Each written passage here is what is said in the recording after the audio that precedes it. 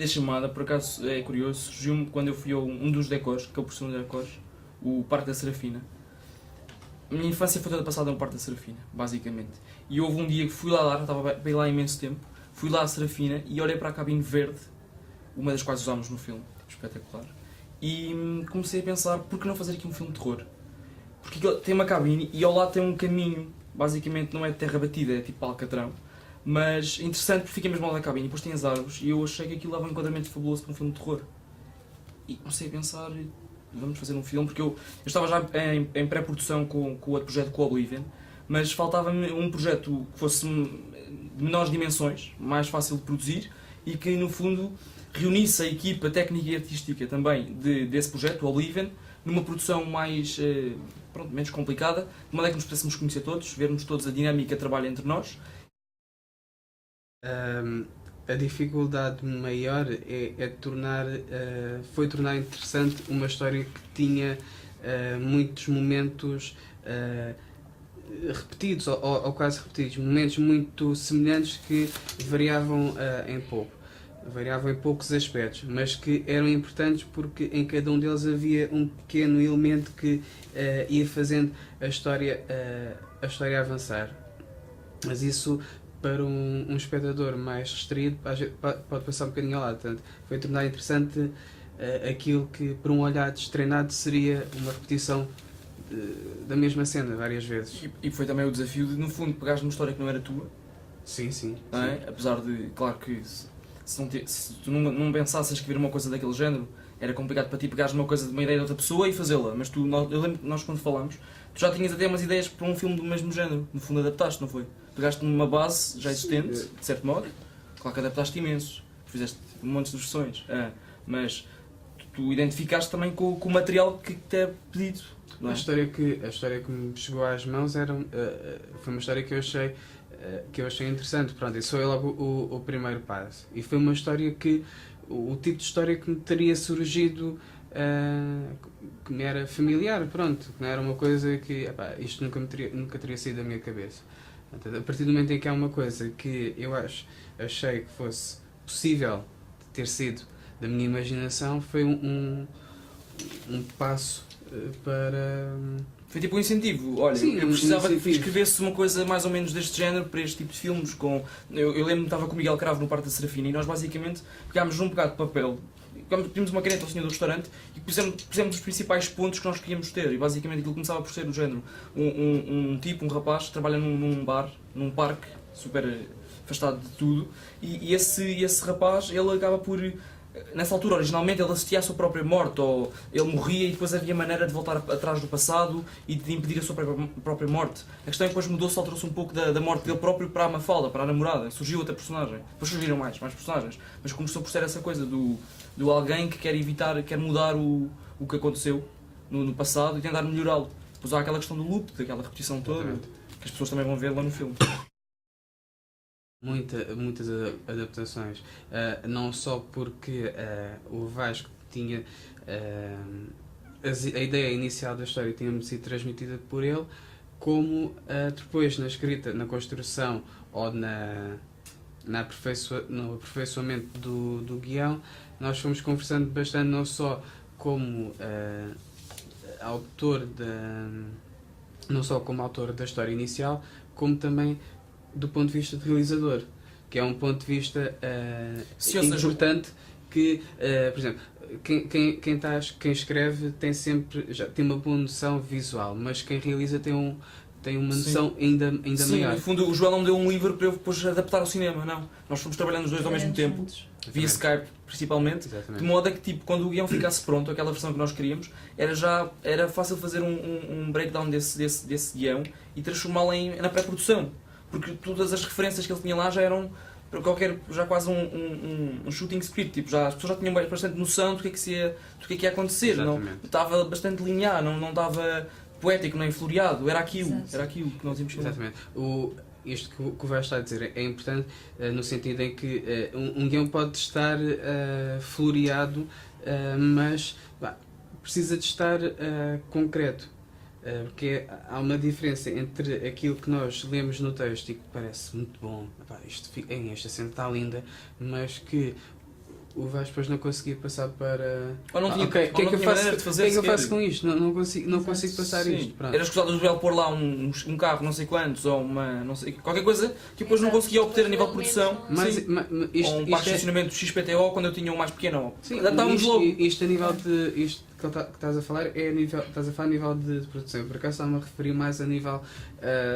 a nível narrativo do género. O Ricardo é um rapaz que está muito triste por isto e por aquilo, que lemos no texto, mas não vemos, não conseguimos transformar isso. Portanto, para o visual, essas discussões foram mais no sentido de pegarem pequenos elementos que eram referidos e que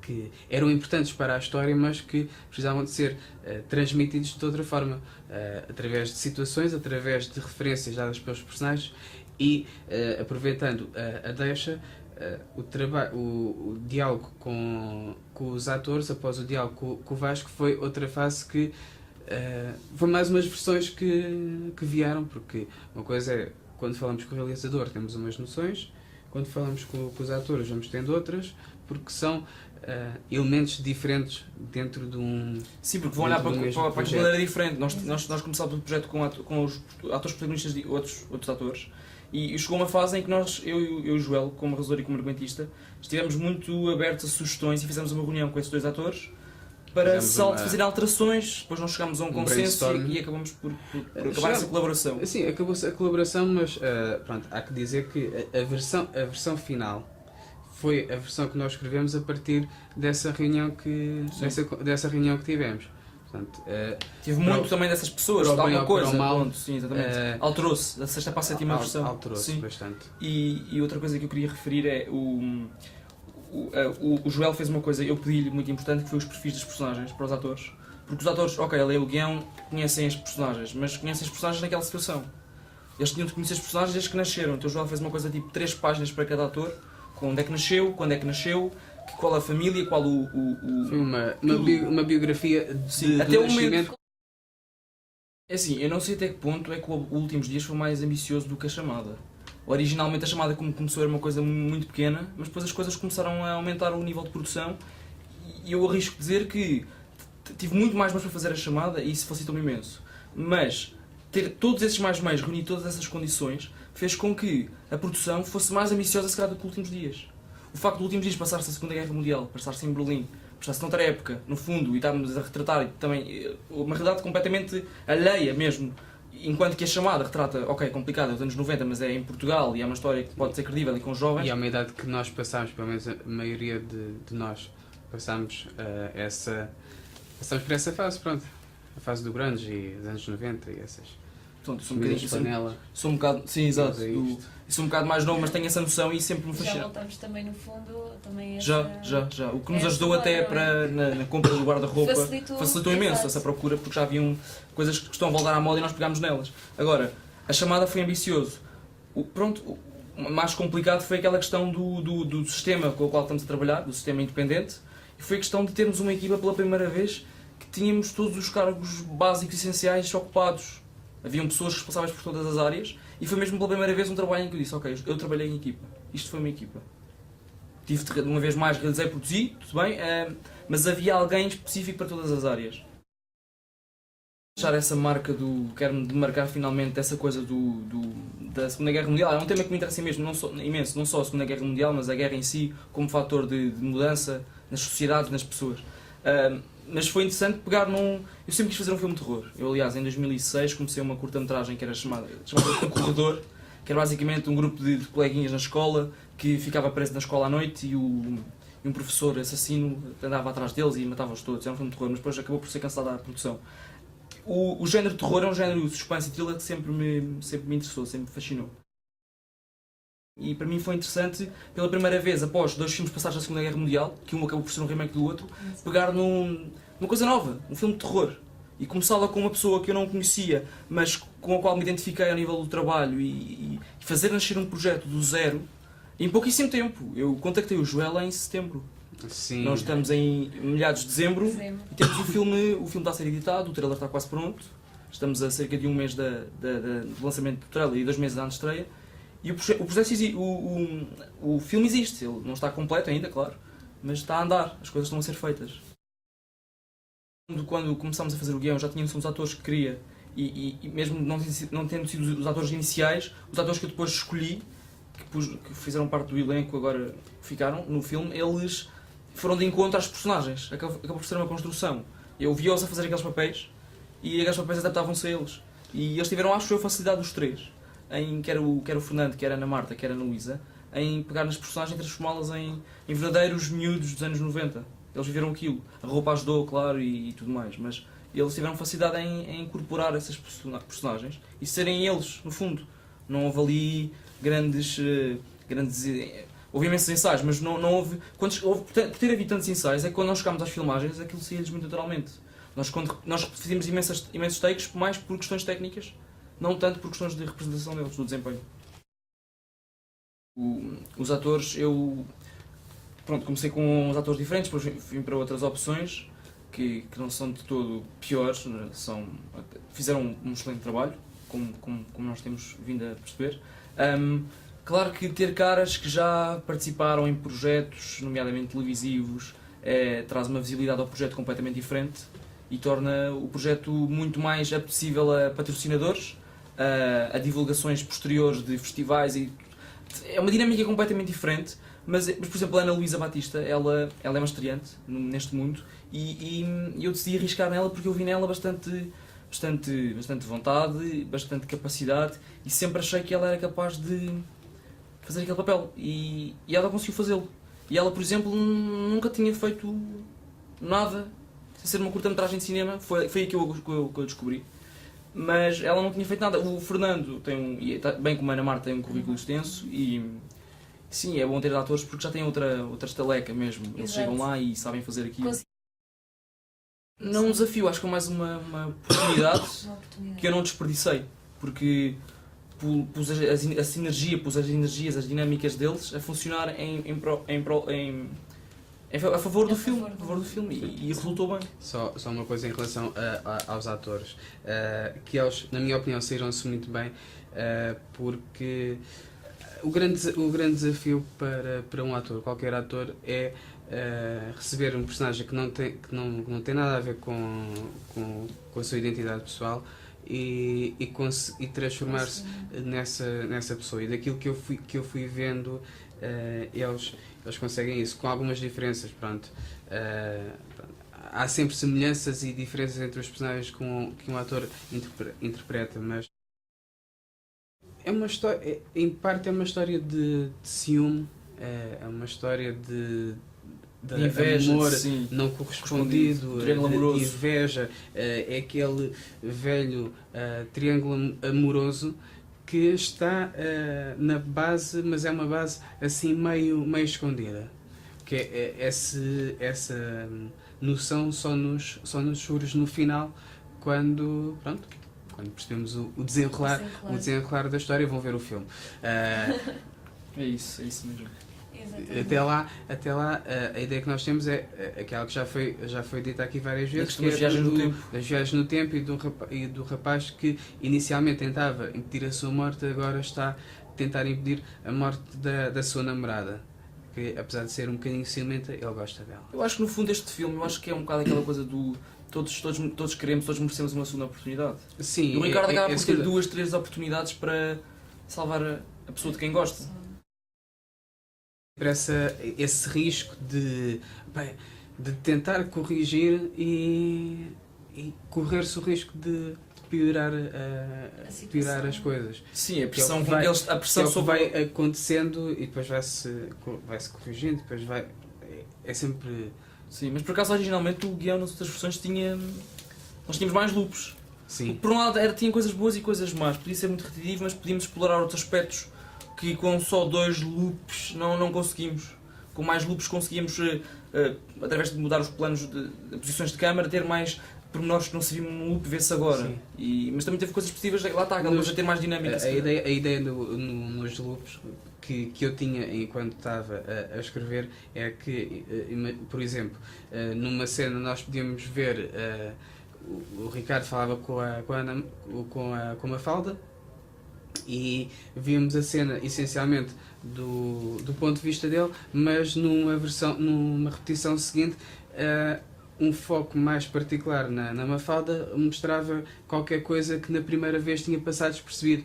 Ou começávamos a cena um bocadinho antes ou acabávamos um bocadinho depois, para vermos sempre mais qualquer coisa que inicialmente não se tinha visto. Portanto, o interior dessa cabine do telefone é mesmo da altura. Aliás, tem o logo que a Portugal Telecom tinha no anterior a este, o anterior a esse, que foi super complicado obter esse logo, mas depois a PT disponibilizou-nos. Mas claro, é importante, assim, aparecem duas cabines no filme. Uma delas basicamente não era necessário transformar, estava lá, era só uma questão de tapar com vinil verde o logo azul atual da PT, fizemos isso por fora, e tivemos uma cabine que foi disponibilizada pela PT instalada no Parque da Serafina, no estacionamento, que essa sim foi um bocadinho mais trabalhada, mais transformada, para estar de acordo com... Foi onde fizemos, aliás, esta fotografia, e onde o Ricardo faz as chamadas sempre, na outra atende as chamadas, nesta faz as chamadas, chamaram o 115, que curiosamente, o Joel, a primeira vez que me falou em 115, eu fiquei 115, mas não é 112. Na altura, 94, era o 115 o número nacional de emergência. A história passava-se nos anos 90, como o Vasco me tinha dito, uma cena passada nos anos 90, etc., com escudos e não sei o quê, portanto, anos 90, 115 tinha que ser, acho que foi só para aí, princípios desde lá para 2000, ou 99, 2000, ou o que é que foi, é que passou a ser o 112. Portanto, eu como utilizei o 115 como... Pois, eu não estava à espera, porque pronto, eu nasci em 89, por isso quando mudou eu ainda era novo e não tivesse a noção. Para mim sempre foi 112. E para muitos espectadores será 112, mas também nós não vemos o número que ele carrega porque é muito rápido, mas ele realmente teve o cuidado como ator de carregar um 115 para esse pormenor. Mas sim, ter as cabines foi super importante. Ter a Portugal Sim. Exatamente, notava-se. Sim. Exatamente, sim. É diferente. Não se nota os números, mas vê-se que ele faz essa ação.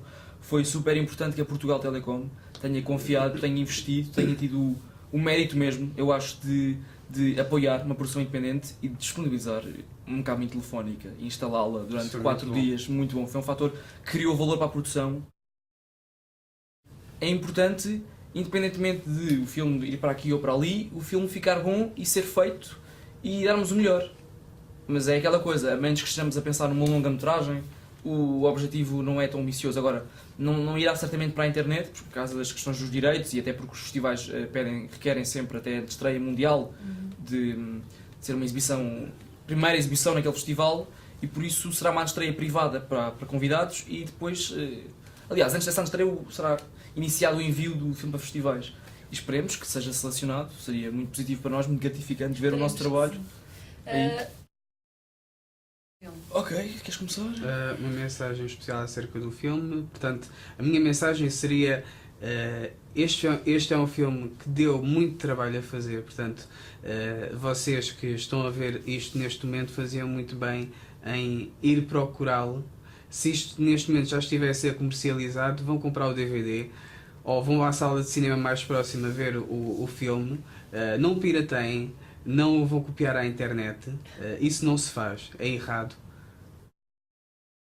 A chamada basicamente foi um projeto super ambicioso, mas o meu principal objetivo, o meu maior interesse é que entretenha. Para mim é entretenimento. Quero que as pessoas durante aqueles 12, 13, 15 minutos que estão a ver o filme estejam com o Ricardo e achem que o Ricardo, naquele momento, nada mais importa. É o Ricardo que quer salvar a Mafalda e esperemos que ele consiga, e tudo o que está pelo meio, as intrigas, as conversas, os amores, os desamores, tudo isso para mim é importante e quero que as pessoas estejam mesmo... Espero que se assustem quando for suposto assustar.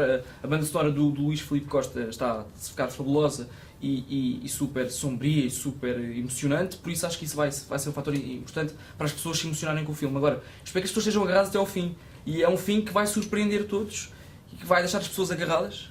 Pelo menos é aquilo que eu penso. As pessoas que têm visto a primeira versão têm achado isso, mas o objetivo principal é esse, é que as pessoas se entretenham até ao fim. Esperemos que sim, Vasco. Muito obrigada, Joel. Muito obrigada, Vasco Rosa. Obrigado nós.